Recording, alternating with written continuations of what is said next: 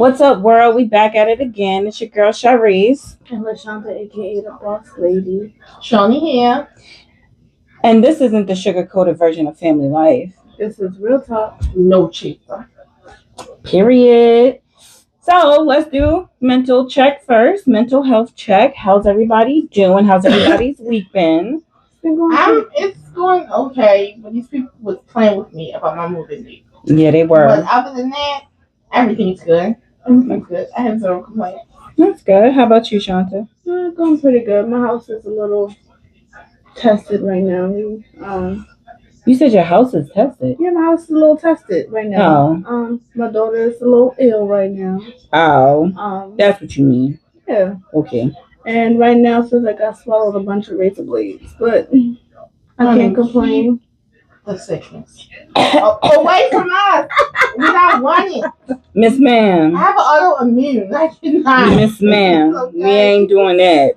But besides that, I'm doing good. How's everybody? I'm good. Yeah, I'm a little tired, but that's to be expected. That's to be expected when you work every day, but it is what it is. Yeah. Please keep us in prayer for the 23rd. Amen. It's Yes. nothing. We have a lot going on the 23rd. Just keep us in prayer. Yeah. Just keep us in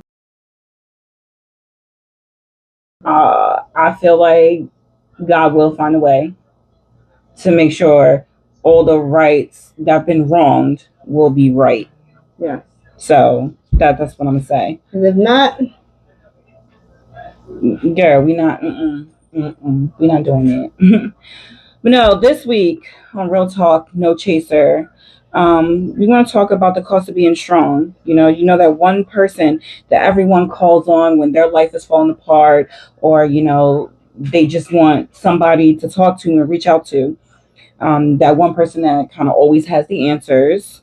The person who keeps showing up no matter what they're going through. The person everyone depends on. But what happens when that one person gets tired? When that one person gets tired, they lose it. Mm-hmm. They either stop doing everything that they was doing, now they spazzing on you, or they could take it the other way. It all depends on people's mental for real. Mm-hmm. I agree. And I personally feel like every family has that one person that everybody goes to, like, for any and everything. I was watching this thing on Facebook on how the young lady was saying, like, in everybody's family, it's like their family knows who they are. Like, this is the strong one, this is the weak one, this is the one we know who won't stay broke, this is the one we know got money, this is the one. At any time you come out of that character of what they placed you under. So say, yeah, you was the one who was always broke or whatever. Now you ain't broke no more. Now you got good money. Now they can't categorize you as this anymore.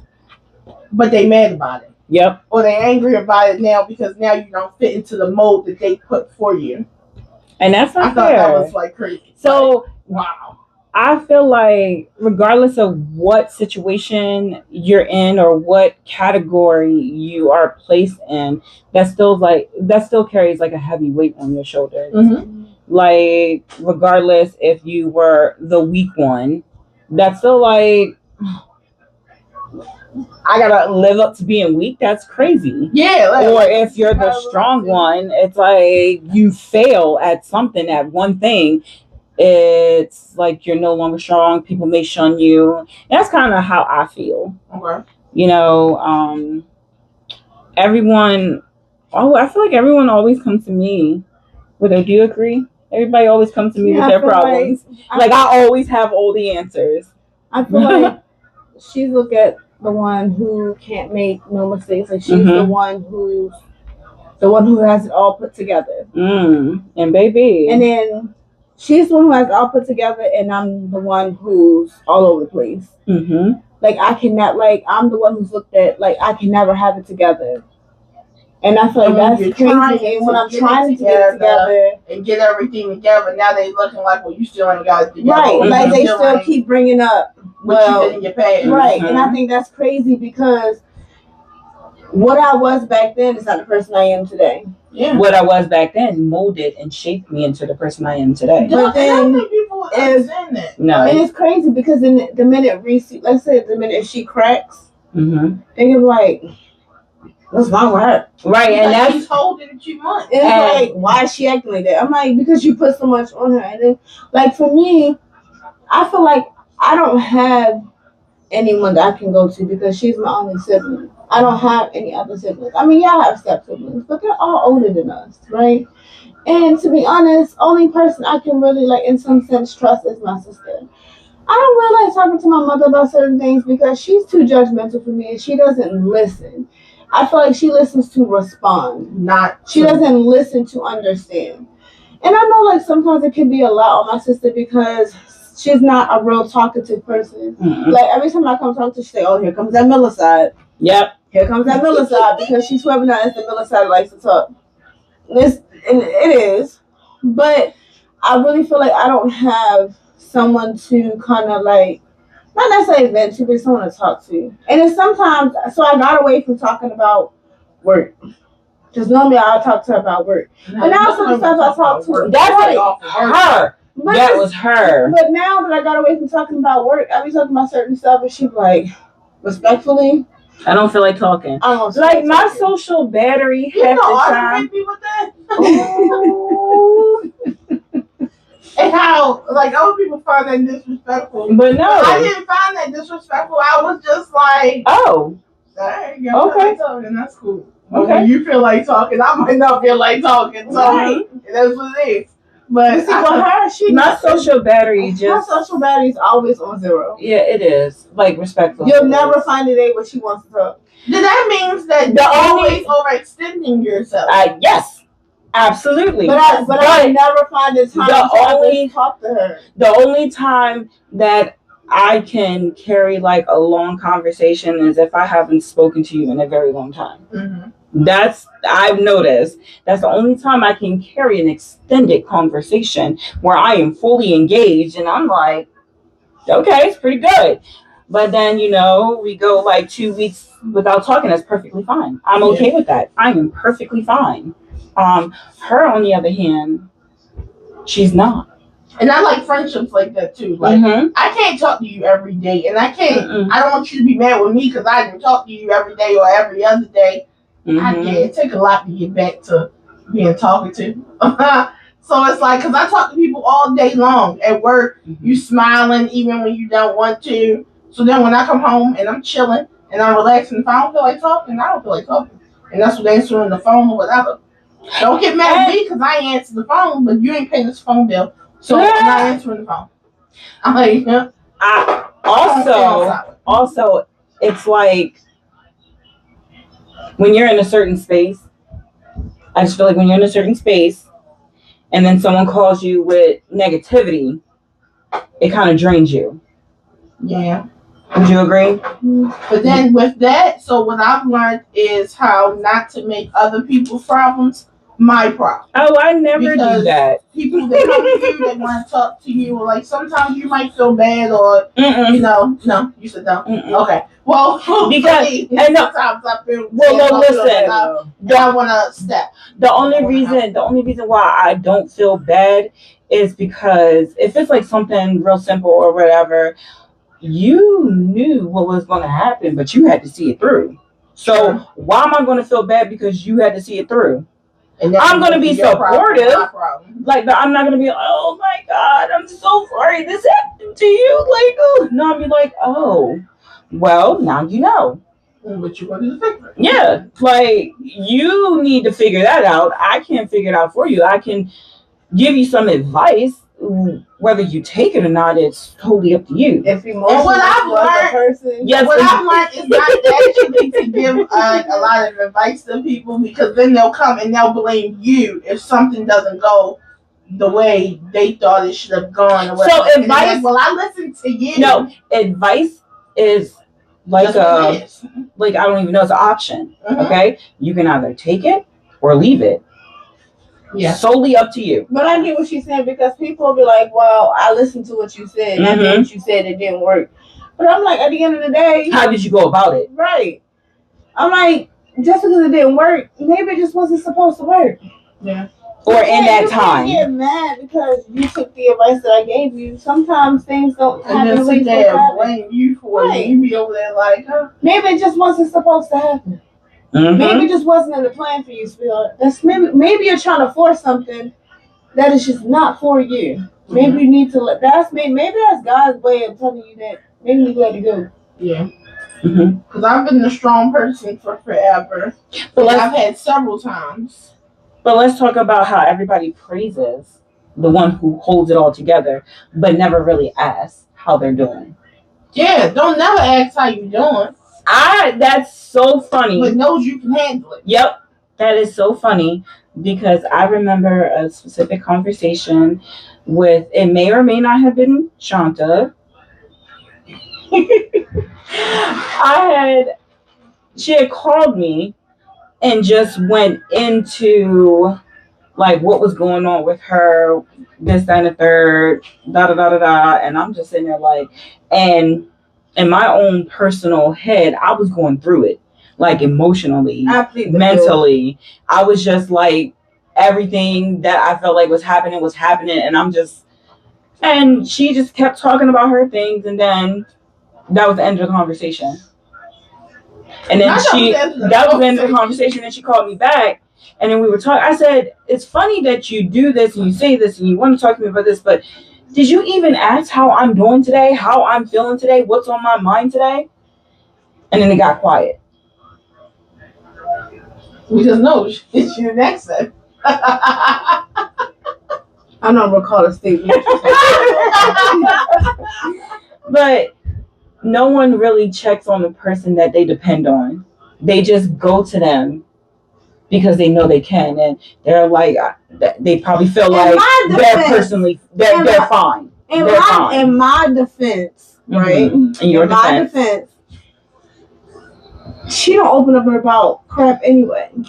In my defense, even if I was to say, so Danielle, how you feeling today? I'm good. Mm-hmm. And she lying. So but she feel like you want to tell somebody else when she told you? No. So because how I am, before I react, I have to process. She does, but even with that being, so Danielle's type person, it's like pulling teeth to get her to tell you how she feels. Like something catastrophic has to happen for her to tell you how she's feeling. Like for instance, when a whole situation happens, energy. When something crazy happened, and my sister called me. When my sister called me crying, I knew something bad happened. And because she doesn't cry about nothing. Okay, don't say I don't cry about nothing. She don't do that. She don't cry about. She really don't cry about nothing. Something catastrophic has to happen for a tear to slip out of her eyes. That's if she crying, the guns is out. Yeah, absolutely. That's the only way. My sister, she keeps stuff bottled up because she feels like, listen, if I can't change it, if I can't touch it, if I can't physically touch it, change it, or whatever the case may be, I can't stress about it. And that's how we should all move. I just have to go through it. I literally have to go through it. And that's just how she feels about it. But it's also I feel like that's less stressful than sitting there worrying about it. And also, you don't have everybody's input in it to where you're like, well, maybe I should do this or maybe I should do that. Instead of you just thinking like, okay, just be in your head for like 2.5 seconds and just fully dissect what transpired. Okay. And I feel like her keeping everything bottled up is the reason why her blood pressure is 1,000,000 over 1,000,000. I mean, there's some stress factors in my life that should be removed. However, they're still in place. She keeps a lot of things bottled up. She doesn't talk about a lot of stuff, which I understand because at the end of the day, you don't want everybody in your business, and I get it. Because me personally, there's a lot of things that I shouldn't speak about to everybody, or I should keep a lot of stuff to myself. But I don't trust everybody with all my information. I really don't. But some stuff I speak not freely, there's only a selected few people that I talk to my business about. I should keep more stuff to myself because I've learned a lesson over the years that you shouldn't tell everybody your business because they use it as weapons against you. Yeah, this year has definitely taught me that. They use it as weapons against you when especially when they feel like they wanted to cause harm to you. I'm like, girl, you can't cause no harm to me. It's also, if you tell everybody what's going on with yourself, what do you have for yourself? Yeah, but sometimes I feel like it's good to release certain things because it takes a weight off your shoulder. And I feel like that's why I have a therapist. But you take the weight off. You take the weight off your shoulder and you put it on somebody else. So me personally, in a way, but I feel like you should. I think it's a way to help to dump healthily. To dump healthily. Struggle. What? Healthily. To healthily dump. To healthily dump stress on somebody else without them bearing your weight. Mm-hmm. There's a healthy way of doing that. Which is what? You should. So having a conversation. So I can have a conversation with you and Reese about something's going on with me without y'all bearing my weight. Well, yeah, y'all shouldn't bear my weight. Right. Y'all should just be listening. Y'all shouldn't be bearing my weight. But that has nothing. Us bearing your weight has nothing to do with you. That would have to do with us as individuals. Right. So if you're bearing my weight, that's because you choose to.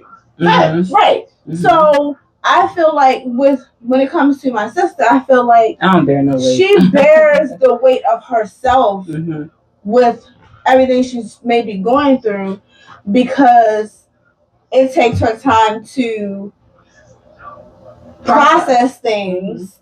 But then she never gets back to it because she's like, you know what? It's out of sight, out of mind, and it is what it is. So the reason why it takes me time to process is because I just want to make sure, half the time I want to make sure I'm not tripping. And half the time I want to make sure, it's the right decision. That's not necessarily true because sometimes in our little brains, we could just go overboard. Right, on certain things. So just to make sure that we standing on those 10 toes correctly. But then there's some things that something will trigger it and bring it back up. Yeah. And she's because and going crazy. You didn't deal with the issue at the moment, but I've been there with a lot of stuff, especially when it comes to certain traumas and stuff that I haven't gone through. Like working at the hospital. When I was working at the hospital, when I'd have to work with the babies, I can't have kids anymore. So seeing the young women have their babies, sometimes I would be fine. Other times, 4, 5, 6 o'clock in the morning, I'm bawling my eyes out at work. Right. Because now trauma that I haven't dealt with is coming out. Mm-hmm. And I don't tell nobody. This is the first time everybody's here. I ain't told nobody, nothing, because that's my cross to bear. Mm-hmm. And when I have issues, I just go straight and talk to God.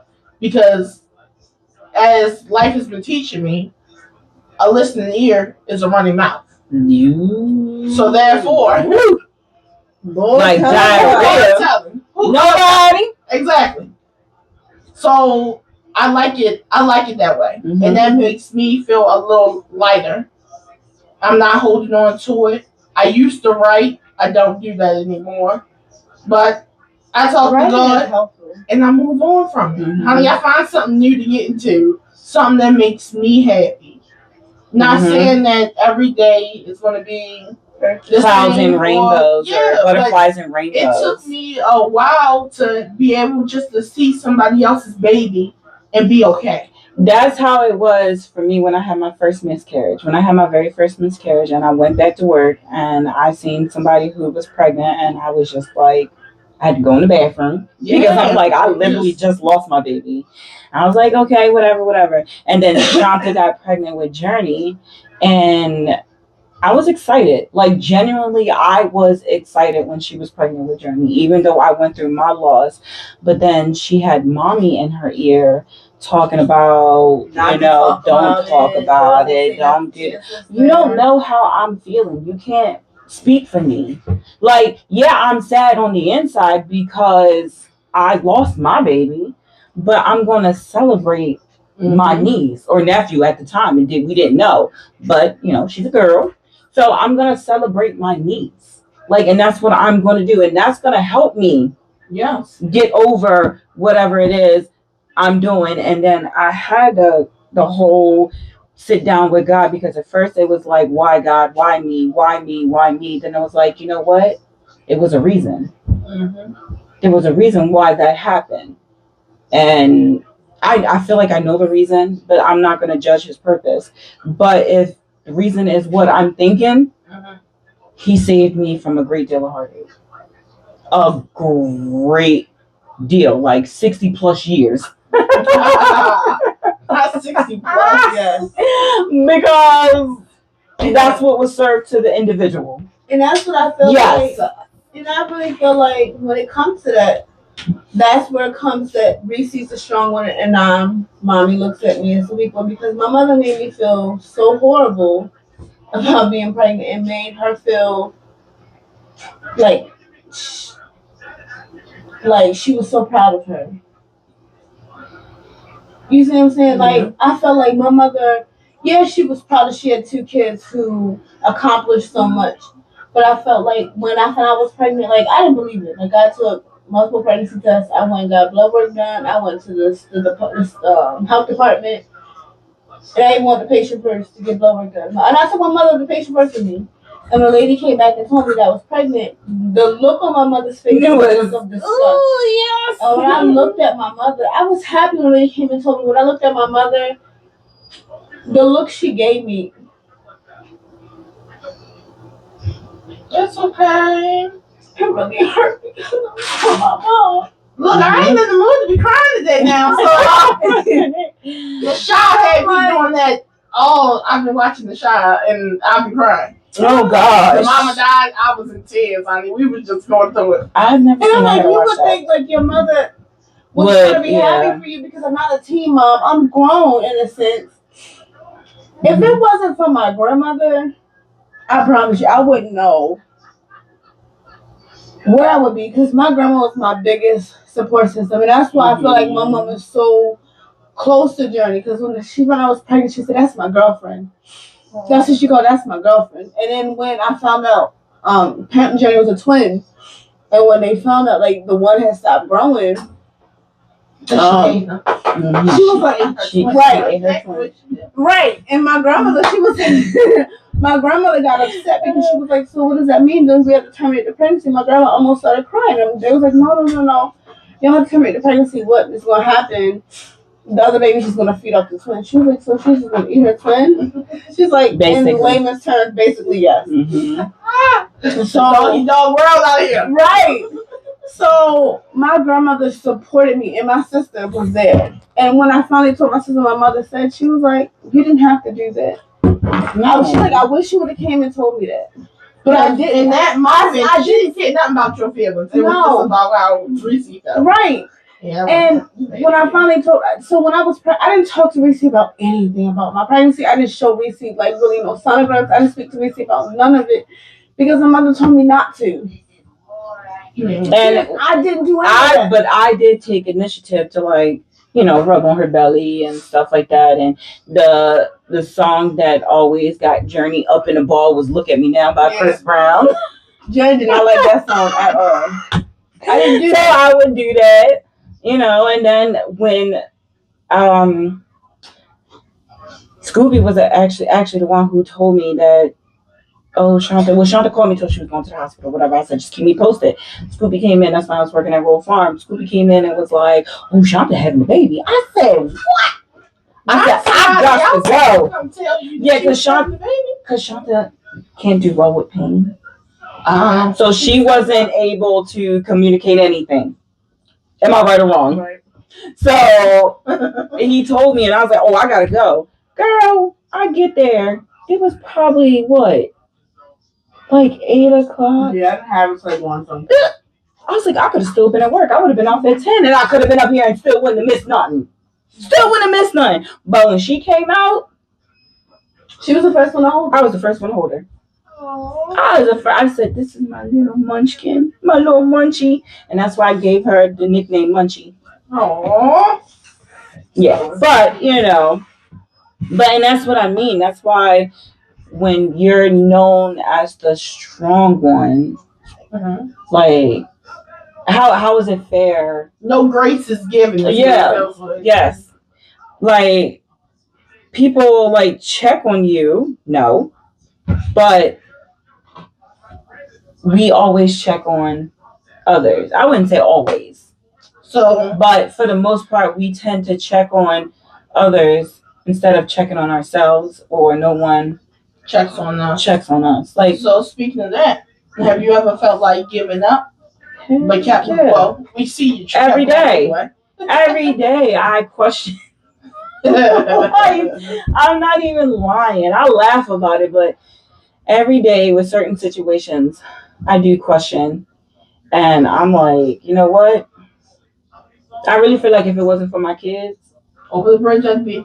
Yeah. But I wouldn't. Yep. Because there's many a times I've thought about it, but yeah, the Lord keeps us here. Absolutely. Because apparently I have a purpose. Yeah, I have a purpose. There is a purpose, and I'll be the first one to tell you, I don't go to church.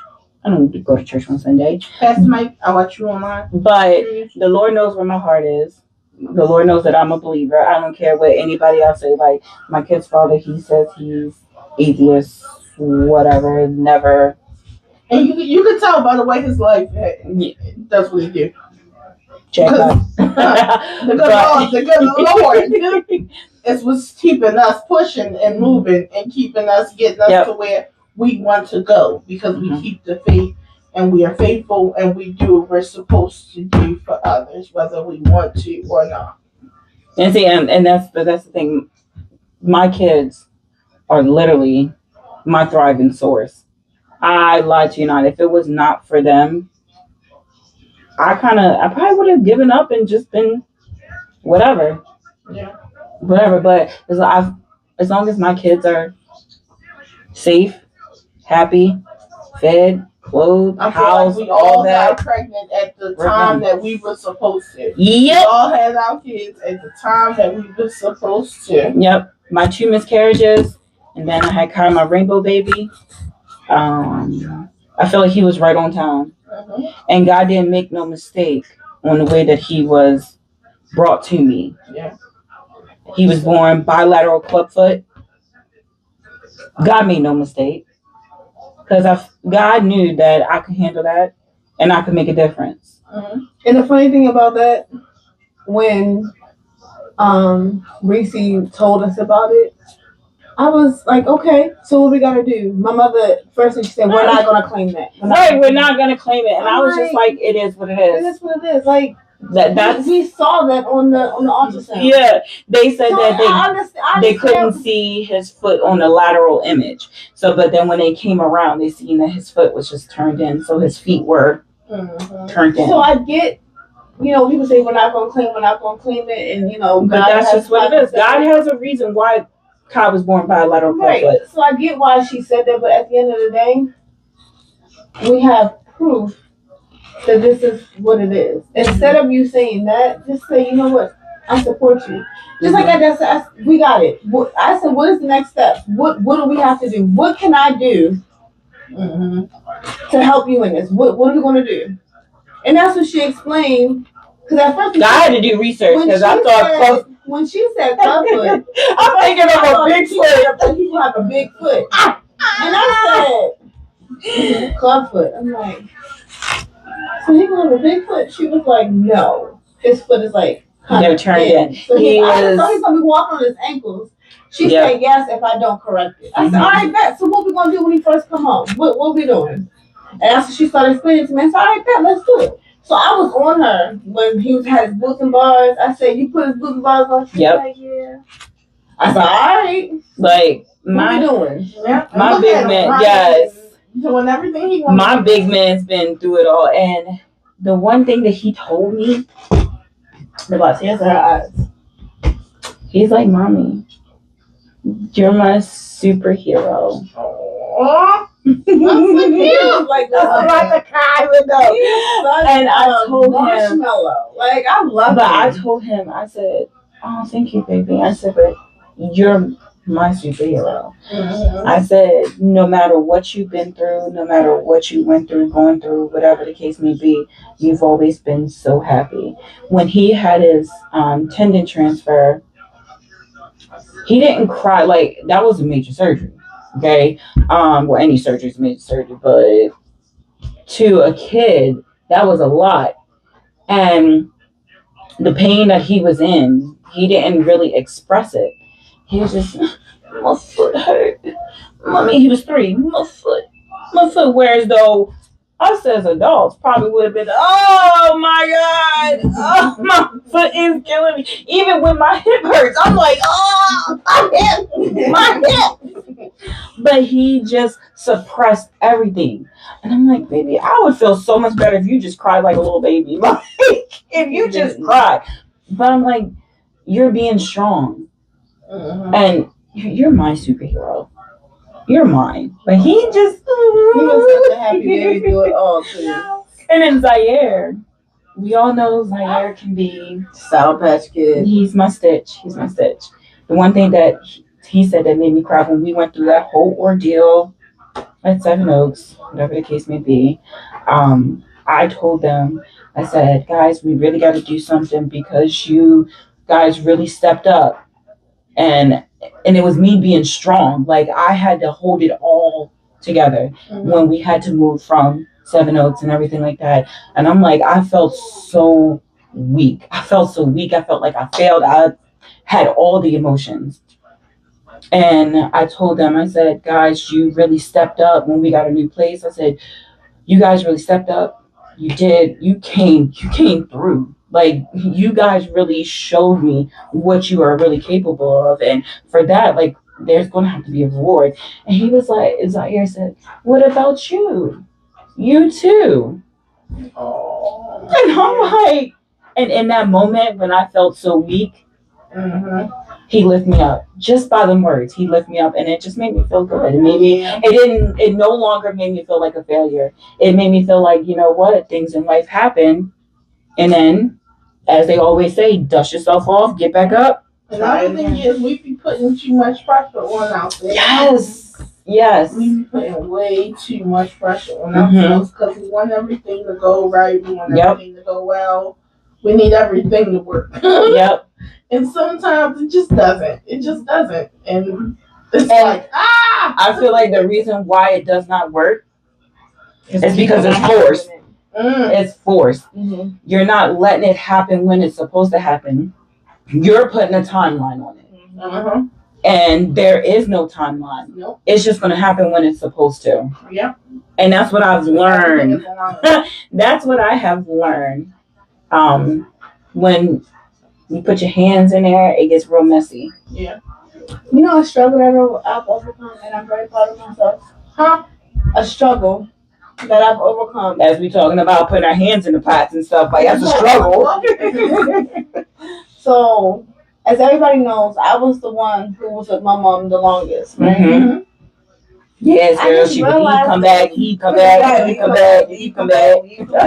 I just realized this year I have been away from my mom's house since, this is what, 2026? Mm-hmm.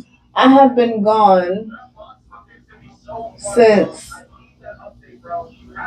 2022. Really? That's good. 2022. That's because I was in Baltimore. Congratulations. Yes.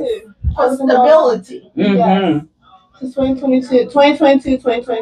And that right there shows you getting better. Yes. And doing better for yourself. That right there shows your growth. Yes. Because it's true determination that no matter what I had to do, because everybody counted me out like, oh, you just gonna go back to your grandmother's house. Oh, I could be wrong. Well, see, and I told her, I said, maybe you should go back to Mama's and just like save up your money. That's what I said. That's what I said. You like that's because that sounds like the logical answer, right? Because Shanta had a way of putting herself into debt. Respectfully, and I don't mean that with no disrespect. Shanta always found a way to put herself into debt. So I'm like, I think that's also a Miller thing as well. Yeah, probably. But I was like, to kind of give you some financial freedom and release, maybe you should go back to Mom's where you can save up your money and not put yourself in a bigger hole. But that doesn't give me peace. No, it doesn't. But I mean, I feel like she would be gone anyway. She wouldn't be home. But, no, that I wouldn't be home, but then I would get the phone call. Yeah. Where you at? Where you taking the kids? Did you feed them? Mm-hmm. Not you, my man. Hello.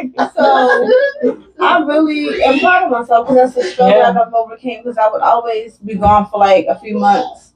Mm-hmm. It was never. I was never gone for a year. I never made a year. Never ever have I ever made a year. No, because we lived together. That was it. 2 years. That was it. That was the only time I've ever made 2 years. But when I first moved out, when I first moved to Seven Oaks, I wasn't there for a year. I was there for like 6 months because I got pregnant. And then she like sprained or fractured her ankle. I fractured my ankle. So I moved back home. So Mama was paying her bills. I moved to Hartford Commons again. The townhome. Yeah. I was there. Burnley. I was only there for a few months. Moved back home. Not a few months. Yeah, I was there for maybe like 5. She didn't even get furniture. Right. I was only there for I would say 5 months. On the floor still. I was there for 5 months. Let's move back home. I went to Brew Bar. I feel like you made a whole year. You did, yeah, because they wouldn't let you sign the lease again. Yeah, I was in Baltimore. Yeah. Okay, I was there for a year, came back. Then we moved into Seven Oaks again. Was there for 2 years. Came back. Yeah.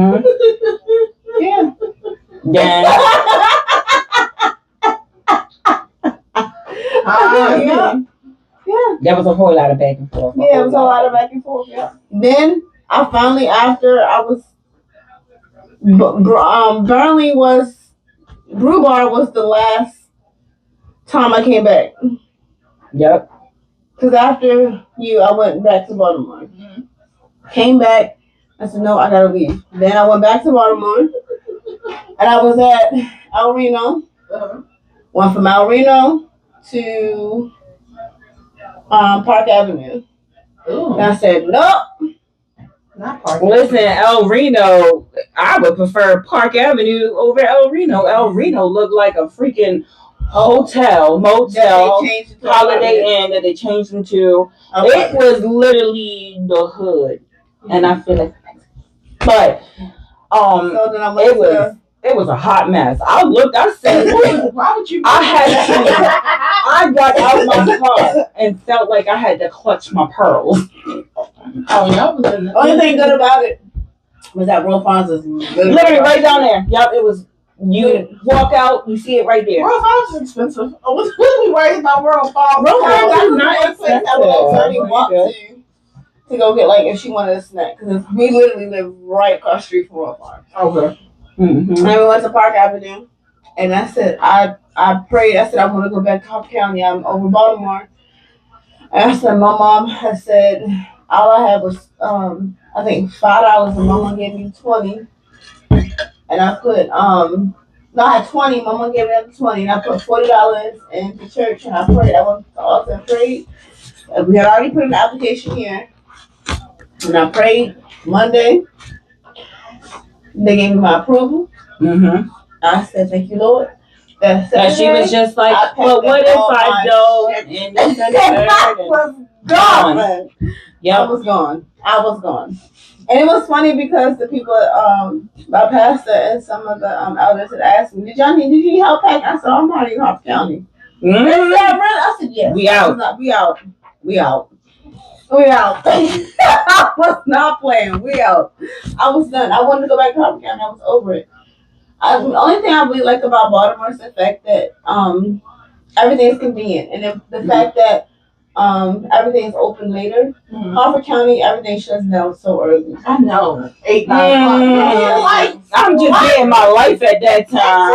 Exactly. We don't close until 2 p.m. Yeah. 2 a.m. I'm sorry. I will say everything in Baltimore shuts down really quickly. Yeah. That's the one thing I will say about If anything Baltimore. is closed early, they was out of power or something. Yeah. Like something So happened. that's the one thing I do miss about Baltimore, but as far as staying out there, yep. You're soft anyway. That's why you're like. Yep. I'm like, oh Jesus, Lord. Oh my God. What's Telling you, going be on? clutching your pearls. She was up there on Radicke at the 7-Eleven. She was like, I ain't going in there. There was a bunch of dudes outside just standing there. I'm like, you're not bothering you. They got you. Well, that's how I felt when Zai when Shanta lived on El Reno, and Zai called me. You would have thought like someone was trying to kidnap him. I like no. He called me on Snapchat in the corner. That's how you fly. He said, "Mommy, can you come get me?" I'm like, it was like 1, 2 o'clock in the morning, and he said he had nowhere to sleep. Auntie was asleep, Kyle was asleep, and I said, "All right, baby, I'm on my way." And I drove to Baltimore 1 o'clock in the morning to go get my baby. Yes, I did. Yes, I did. Baby, I was left on But we had went to you are safe, baby. we had went to that Rural Farms, and I'm like, it's a whole bunch of people out here, and I'm like, it's outside. It's outside. They outside. You think that's bad? They outside. You think that's bad? Go up North Avenue, Pennsylvania Avenue. no, thank you. Clutching all the pearls. They on drugs. Yeah, but still, Oh, I'm like, oh my Most of them God. are Listen. stuff. So that's funny that you said that. Like, and I hate to talk bad about the people or whatever, and or Baltimore for that matter. But I love literally- Baltimore. I live there. when I went to Baltimore one night. Well, not here nor there. I literally looked. It was nighttime, and I was like, "It's an apocalypse out here." You see all the zombies and stuff. Yeah. And you know they still got the ladies of the night.